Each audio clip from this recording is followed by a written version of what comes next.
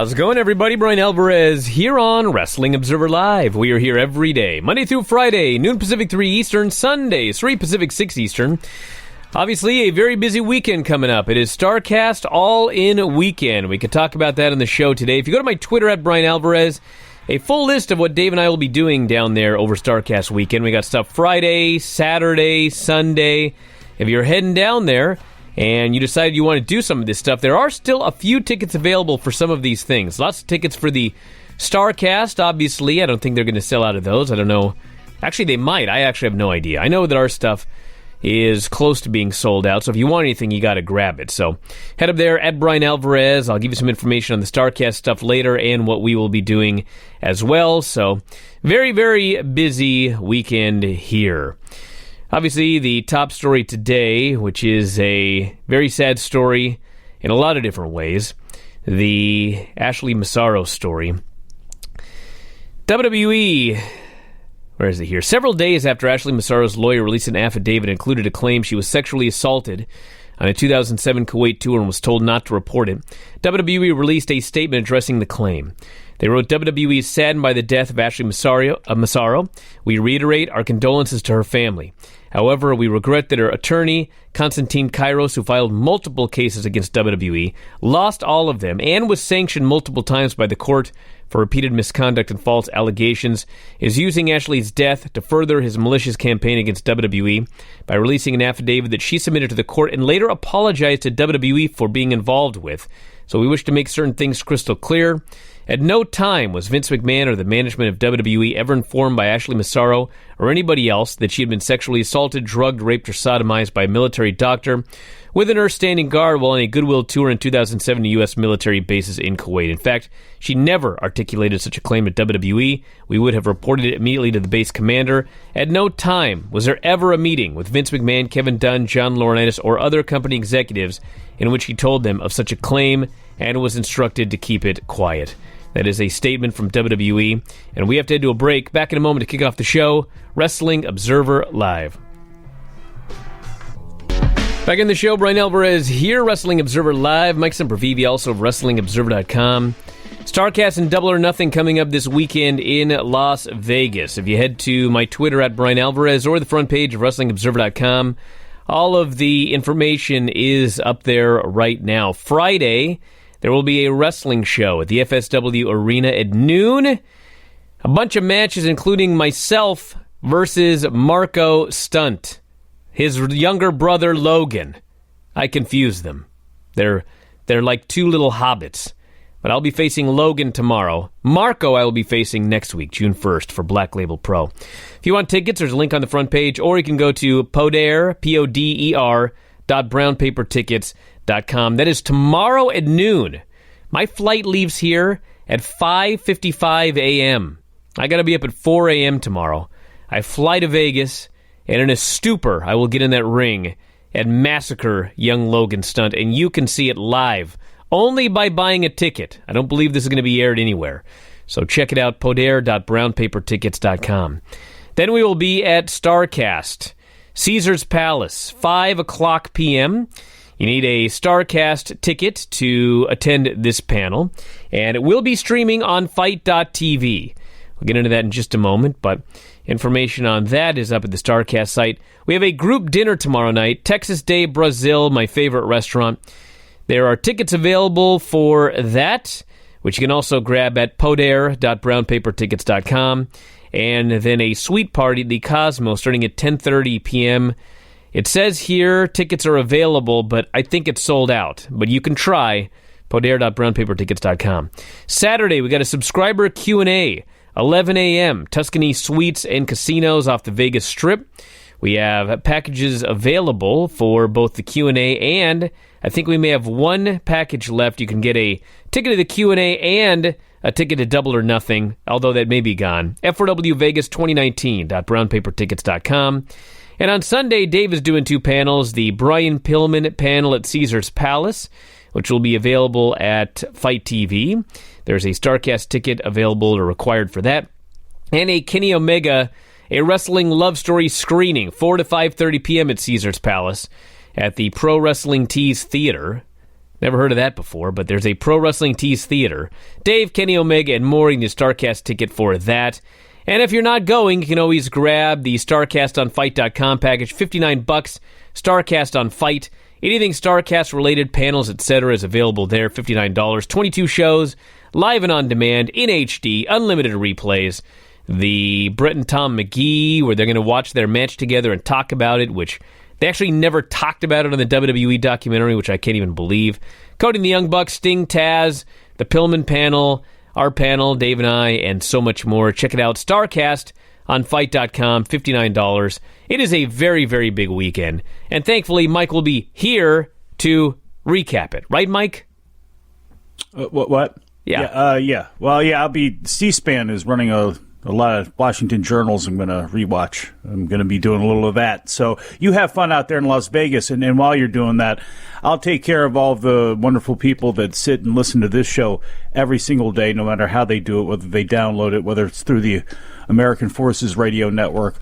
All of you people I will be taking in because I'm all in with you as Brian is out cavorting with the people he goes and hypes up before we get into the show. You know how many people are going to be there to join us for these festivities, Mike? I'm going to be taking care of those people. Oh, I bet you are. Now, the show Monday, I guess Mike will decide whether he does a show on Memorial Day. We actually don't know yet. I'm asking him here on the air, but if he doesn't, it sounds like he's not a man of the people. Huh. Oh, yeah? Huh. Are you going to be... so you're not doing the show tomorrow, right? No, I'm gone. I'm flying tomorrow. But it's at I'm wrestling during the show tomorrow. Oh, are you? Yeah, the show starts at noon. Oh, that's right, because I forgot you're probably going to be in for it with Logan Stunt being taken to your absolute limit. So I could see you missing the show tomorrow because he's going to drag you to your absolute peak and set you up for failure when you face off against his brother weeks later. Let me tell you something, everybody. I guarantee tomorrow I will not be taken to my limit. Are you kidding me? Broadway Brian Alvarez over here. That's why you can't be here with Logan. I've done more Broadways than most people who've wrestled. So get out of here. All right, we got some news here to talk about. Obviously, the SmackDown ratings, 1.983 million viewers. They were up. The big celebratory news is they were down less than 10% year over year. That's cause for celebration nowadays. They were only down 9.6% year to year. So, first time since October that's happened. So, that's good news for them. We got the note that 4 WWE guys not going to Saudi Arabia. 0 women going to Saudi Arabia, I might add, as far as I know. I don't know if Renee Young is going this time, but Sami Zayn is not going. He's not allowed. Aleister Black is not going because apparently he has some controversial tattoos. Yeah, he's not allowed. Keep in mind there's a dead man and a demon going, but Aleister Black's tattoos are keeping him out of the country. Daniel Bryan doesn't want to go, and Kevin Owens, I guess his family urged him not to go. And so none of them are going. 4 people. And they basically told Kevin Owens, if you don't want to go, you don't have to go, which kind of opens the door to the next Saudi tour. How many people are going to say, you know what, I don't want to go? My guess is almost none, because that's just the way things work. But we'll see. Could be interesting. Good.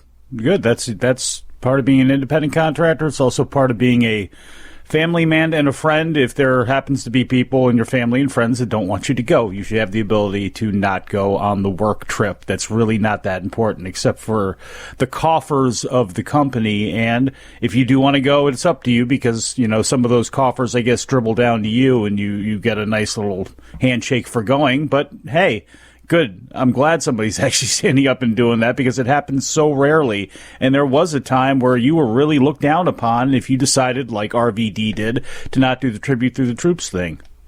Let's go to the phones. You're on the air. What's going on? Hi, Brian. Hi, Mike. I have a question, actually. Have you guys had any update yet on what if NXT is going to be on TV on FS1 or They're not going to be on FS1. Have they? So they're still going to be on WWE Network. Yes. And with Aleister not going, with these superstars who choose to go, honestly, I understand Sami Zayn because it's a religious. Apparently, it's with him. It has to do with like him not agreeing with what that government did with the news anchor or whatever. So he's Syrian. That's why he's Syrian, and there's a basically. Well, that's I'm not going to get into global politics, but that's flat out. That's why he was not allowed to go. So, and yes, there is nothing to NXT on FS1. I mean, I suppose they could make a deal, but right now there is nothing. There has been nothing to that story from both sides. So, obviously anything can change. But there you go. This person wanted to know why Aleister Black's tattoos are offensive, but The Undertaker, who is a satanic dead man, is okay. Well, maybe The Undertaker's going to go as the biker. I guess he didn't do that last time, did he? I was just saying the American badass always plays well over there. Well, I mean, there is the difference that The Undertaker is a fella playing a character, and Aleister Black is a dude with real life tattoos. So maybe that's the difference there. I mean, this prince sees The Undertaker and watches that entrance, and he's like, man, let's get that guy over here. So there's been a lot of BSK fans over in Saudi Arabia, I guess. This person here says, I live in Dallas. I emailed in before about the lack of local advertising for the New Japan show in July. Monday night during Raw, they actually aired a commercial for it, though in typical New Japan fashion, it did not mention any stars or matches. The commercial was the first local advertising I've seen. There's nothing in the way of posters, inclusion on local event websites or email lists, coverage in publications, websites, etc. I once worked for an Asian-owned company, so I know the business culture there and how different it is from the U.S. Companies tend to be very stuck in their ways and think they know best, just as New Japan is doing for this event. They're doing what works in their local market, not what works in the market they're traveling to.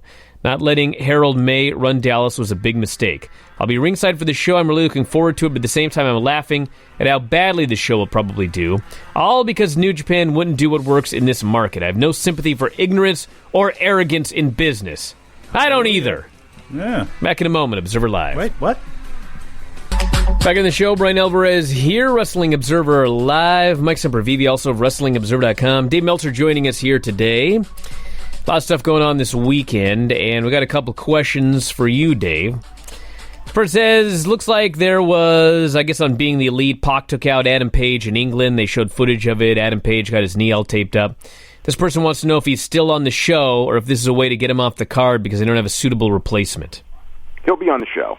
I don't know what the creative is for it, but they're doing a storyline that he won't be on the show, but he'll be on the show. Alrighty, so we also have somebody here regarding the Ashley Massaro story. So the WWE, in their statement, basically they talked about Konstantin Kairos, and they said, quote, he has filed multiple cases against WWE, lost all of them, and was sanctioned multiple times by the court for repeated misconduct and false allegations. And this person wants to know if you have any more information on Konstantin and what issues he had. That's a long question. That's accurate. We talked about that at length before. He was told over and over again on the big lawsuit with the 60 names, that this is unwieldy, that you need to rewrite this. Then he rewrote it. Then the judge got mad again at certain things that he claimed. It happened over and over again. He was constantly getting warned. Eventually, he was sanctioned. The judge got so mad at him that when she sanctioned him the last time, she said that you have to tell every one of your clients, you have to tell them, why you were sanctioned. That's how bad it was. The judge was just, I read those rulings. She was very negative on his conduct, which is not to say that there's, like I said last night on our show, it's not to say that there's no validity to certain aspects of some of his stuff, but if you are going to, file essentially a lawsuit when I looked at it and I go like, this is BS, and even though there's a lot of BS in there, but some of this stuff, there's probably some germ of stuff that is valid, more than even germ. The BS basically disqualifies you from, winning the case or being taken seriously. You need the accuser, and this is one of the things that happens in wrestling all the time, is you attack the accuser anyway to try to, invalidate the accusation. But when the accuser is so clearly, to anyone who knows the story, like that dishonest, it ruins the credibility of valid accusations, and people need to understand that. Like, if you're going to lie all the time, when you tell the truth, they're going to discredit you. So try to be honest as much as possible, because then if they try to discredit you, they look really bad trying to nitpick. This wasn't nitpicking. If it was nitpicking, I would be on the other, I would have a very different opinion of it. The interesting thing about the concussion lawsuits, and I actually don't know a lot about this, so I'm sure we'll get a million texts about it, but I look at, for example, asbestos, and a situation like that where years later after being exposed, a bunch of people got very, very sick and died, and there were class action lawsuits all over the place. And I don't ever remember hearing that there was like a statute of limitations because they were exposed to asbestos in, the 50s, and they ended up getting cancer or whatever years later. I mean, it's just very weird, the concussion lawsuit. Point. It's like, I agree with you completely. You get concussions. I've said that over and over again, that when it comes to that aspect of the story, you cannot expect someone to know that, if he's in his 60s and he starts getting, real severe mental problems. He had a lot of concussions in his 30s and yeah, 20s. How could there be a statute of limitations on concussion injuries? Right. I mean, that's something that... A 3-year limit on filing for an injury. It's like that injury shouldn't be a 3-year limit. Maybe on a knee injury there should be a 3-year limit, but on a concussion... And I wouldn't even agree with that either, by the way. But on a concussion case, a statute of limitations, that's wrong. Unfortunately, that's the law as was interpreted by, Judge Bryant in this case, and that's why the case got... It's one of the reasons the cases got thrown... Well, it's the reason, actually, the cases got thrown out, without, more examination. There's other reasons that there were problems with the cases, but that was probably the key one to get it thrown out, yeah. That's how horrible his legacy is going to be as a lawyer, is that and I don't know if the judicial oversight would be the word, but the fact that the baby got thrown out with the bathwater, and that gets thrown out because there's so much other garbage that's involved in it, because they didn't look deeply into it, or because they're just dismissing it out of hand because he's being such an idiot, is something that should not be forgotten about this guy and the people that hook up with this guy. Yep, exactly. But he promised people... he claimed that he was one of the lawyers responsible for the NFL settlement, and a lot of wrestlers heard that and thought, we're going to get, like an NFL settlement, because look at what happened with the NFL concussion settlement. It was giant news and everything like that. But Dave, even as well as I do, and I just want to throw this in there because that gets thrown out there a lot, is there were people that were really upset with the numbers and the things that were involved in that, and they're happy with the progress that's been made to be moved forward with money for the future and things like that, but that still was not probably to the level of what a lot of people were expecting that they were going to get. Yeah, but it's still like the landmark case. I mean, if you compare it to the NHL settlement, which essentially was like almost nothing, the NFL settlement looks good to the outside world because you see this giant number. But you're right. In application, the NFL settlement was probably less than it fairly should have been, especially because the NFL. They really was the smoking gun that wasn't there with the NHL and it wasn't there with the WWE, which is that they had knowledge and they kept it from people. WWE, there's no evidence of that. WWE, they're. It's like, you can look at it this way, okay? You and I, when we were little kids, common sense told us some of this stuff. So the idea that nobody knew anything is a fallacy, and that's an argument that a lot of lawyers have thrown in, okay? Because as a little kid watching boxing, I heard about punch-drunk older boxers, okay?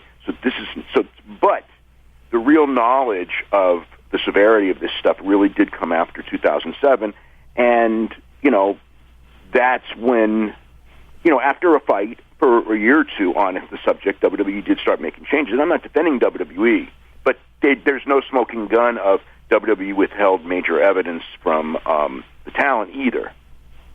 I mean, listen, we learned about tau proteins and everything in the 2000s, but dude, I watched these old WWE shows, and they do angles based on severe head injuries. They talk about it in commentary. Vince, in 92, is talking about punch-drunk boxers. They still had people go out there and waffle each other in the head with steel chairs.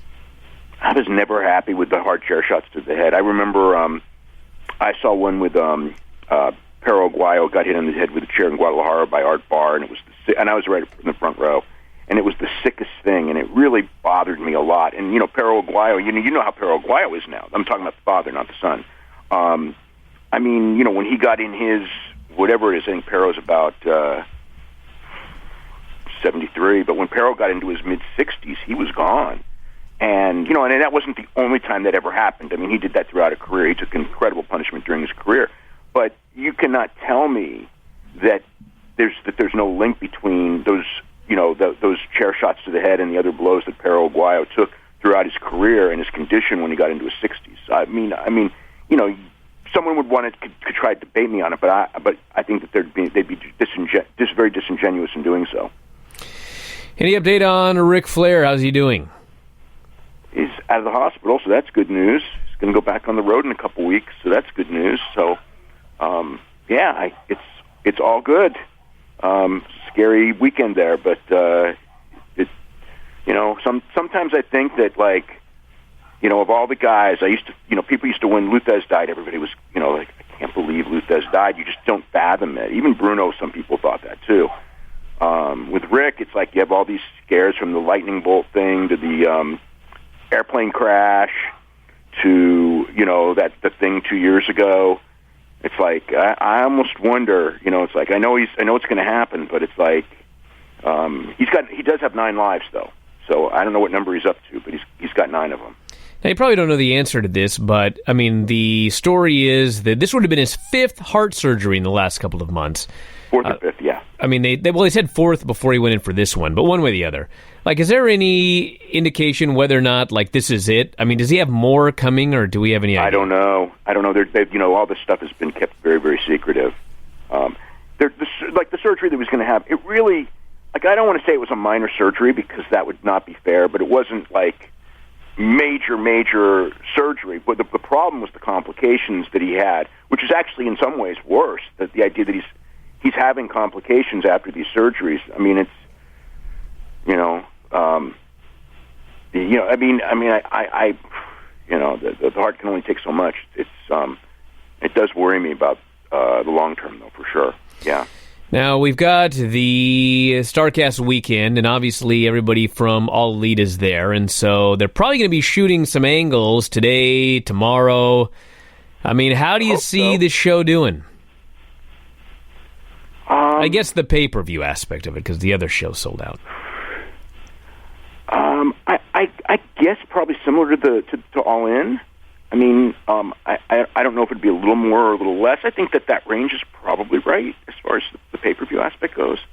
The price is a little higher, but the the general interest, I think it's the same group of fans. Maybe there's a few more. Maybe there's going to be some intrigue, but I don't know that it's going to be a mainstream thing until the television, and that's really the key to all this, is when they get on television. But right now, I think, you know, for a show with no television, it's going to do phenomenally well, and it already has.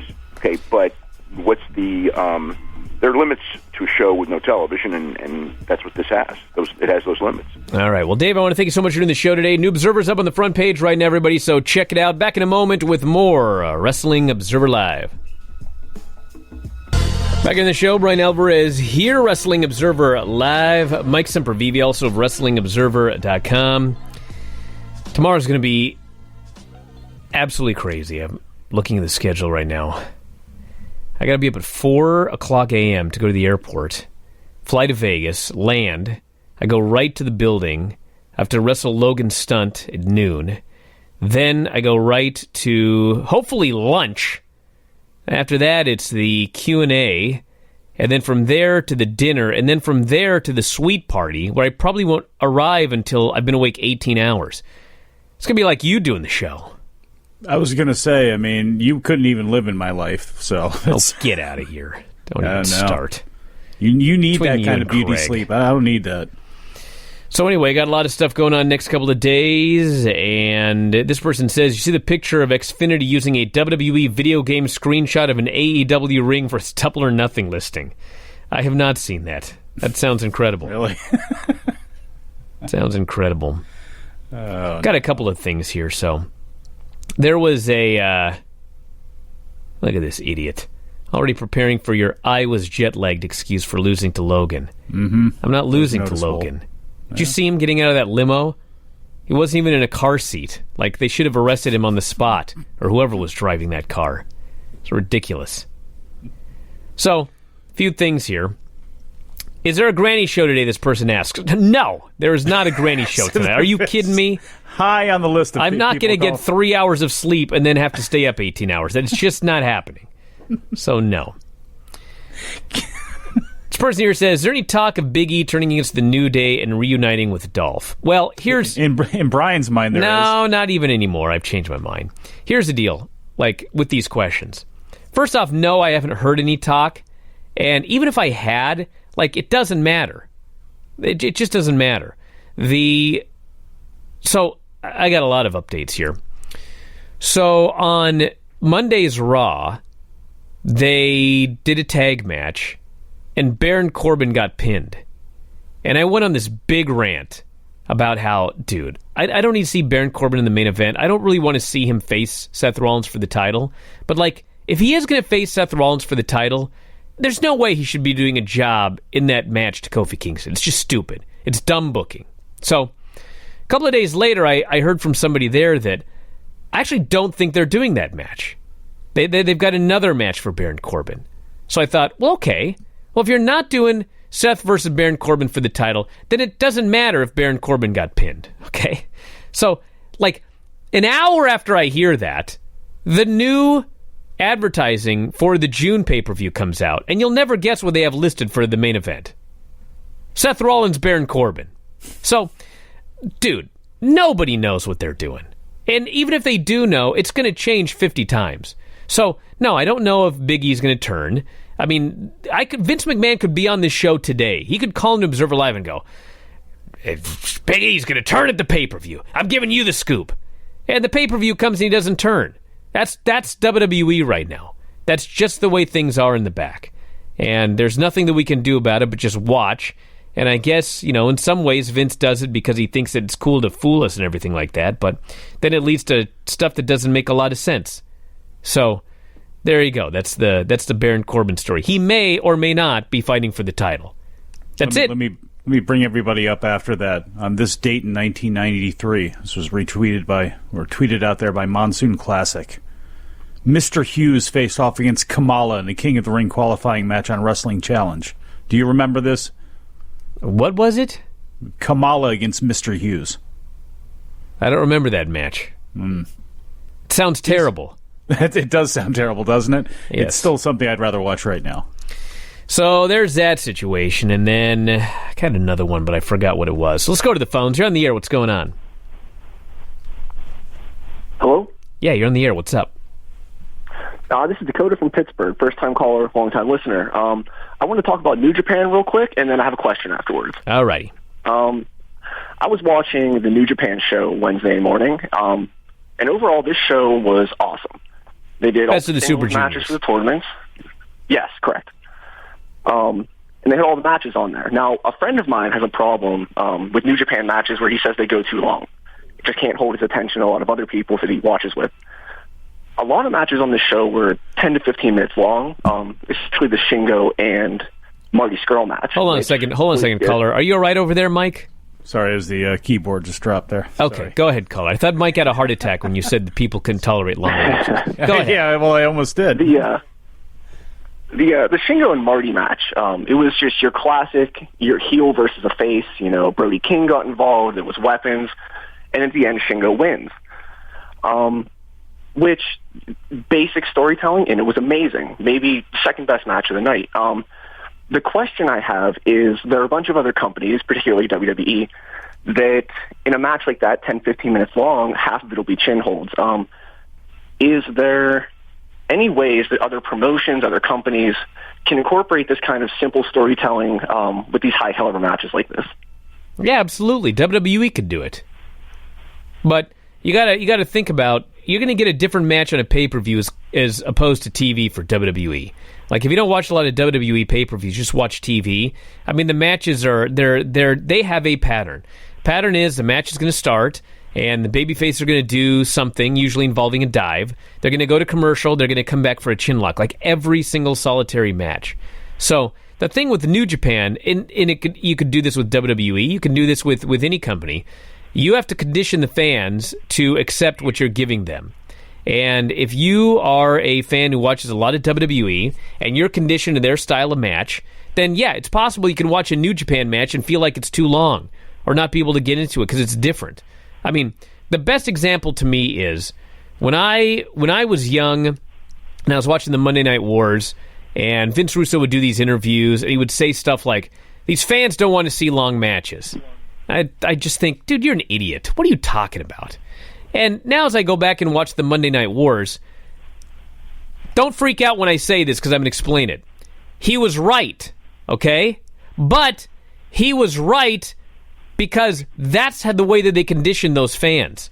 They conditioned the fans to a TV match is 2 minutes with a BS ending. And so what happened was the fans would start going to the shows, and after seeing this forever, like, that's what they expected. And so all of a sudden, like the show I was watching this past Monday night, there was a Chris Benoit Val Venus match that was like, that match was freaking great. It was like 9 minutes long, and I'm watching it, and the fans, as the match gets longer and better, they get more and more quiet. Because they had been conditioned to not seeing long matches on television, and they didn't get into a great match because of the conditioning. You can condition the fans to accept anything. And New Japan does their matches totally differently from WWE. So yeah, if you're a WWE fan, you watch New Japan, it can be difficult for you. Well, and no one jackknifed away from traditional pro wrestling more than WWE and WWF, and it helped them in some ways in that they have cultivated just WWE fans. But the problem is when they're not buying what you're selling, then you have some problems, because then you do have to try to fall back onto things and try to make them work and try to recondition them. We saw that with, like, moves. You're talking about, like, the chair shots and stuff like that. I mean, there was a big correction that took place in the 2000s, you know, and slowing things up and getting away from a little bit of what they were before. But it's just easier for New Japan and other promotions because they still do pro wrestling, and there are characters there that are very diverse that do weave together, which obviously is going to make it difficult for people who don't speak the language or have no idea, you know, coming in cold. It's a little bit difficult, but it's, again, if you have to give it a little bit of a chance, but the athleticism of what goes on there and the simplicity. You and Lance were kind of going back and forth about stats and what AEW is going to do with them and stuff like that. And it's like, you know, I was listening to it, and it's like you're kind of overthinking it a little bit. Really, what Chris Charlton does with stats on a New Japan broadcast is exactly what you want to do with them. I know, but my whole point is we don't even know what they're going to do. That's why I was having an argument with him. Like, he's arguing about what they're going to do, and we don't even know yet. We had like an interview with a guy. It's like trying to argue with you. But anyway, look, it's like what he does with them with just simple things about the Super Juniors. You know, a guy from the B block has won it for X amount of years in a row and different things like that. So to me, New Japan and some of these other promotions are a lot easier to get into than WWE. But again, that's what's been created by them, and that's what they need to fix badly and take a look at what they have gotten away from in the past, which is a lot of simplicity of pro wrestling, because it also gives you a lot of dexterity, which they don't give themselves. All right, caller, your question. Didn't you have a question too? Oh yeah, that was it. Sorry about that. Oh, yeah. okay. It was basically just like the storytelling is so simple. Why do they have to make everything so extravagant? You know, it's what in WWE. Yeah, look at Show and Shingo. Because they overthink everything. I want to thank you very much for the call. I've mentioned this 1,000 times. Like, they overthink everything. Like, I can't even tell you how many times that there's been like a weird finish on Raw or SmackDown or the pay-per-view, and I'm ranting about this weird finish, and Dave can go on for 5 minutes explaining the circuitous route that they went through to come up with this stupid finish, because they didn't want to beat this guy, so then they had to do this finish, but they didn't want to hurt this guy, so then they had to do this thing with the finish. And by the end of the thing, it's like, why'd you even book the match? Like, got 1,000 people working there. Just put another stupid match together. Like, why is this so complicated? Just like, I mean, this is the one that drives me the most crazy. When he'll say, like, you know, it's Baron Corbin versus Seth Rollins, and they have a horrible finish. And he's like, well, they didn't want to beat Baron. They didn't want to beat Seth. And like, right there, it's just like, well, why did they do the stupid match then? You know what I'm saying? And it happens all the time where this is explained to me, and it's like, why did they book the match then? This is not that hard. And you know what? It's okay for people to lose, and it's okay for people to win at the end of the day. Amazing, so, like, isn't it? Quit overthinking all of this crap. It's not that hard. They make it hard. Like, I say it's not that hard, but like if you ask them, they would say it is hard. And then I would say, well, it's hard because you're making it hard. It doesn't have to be that hard. Like, there's so much stuff in life that people make. This is not just wrestling, it's life. People make so difficult. Just keep it simple. That's it. Crying out loud. That's all I ask, everyone. Let's go to the phones. You're on the air. Now you hung up. See? Why is this so hard?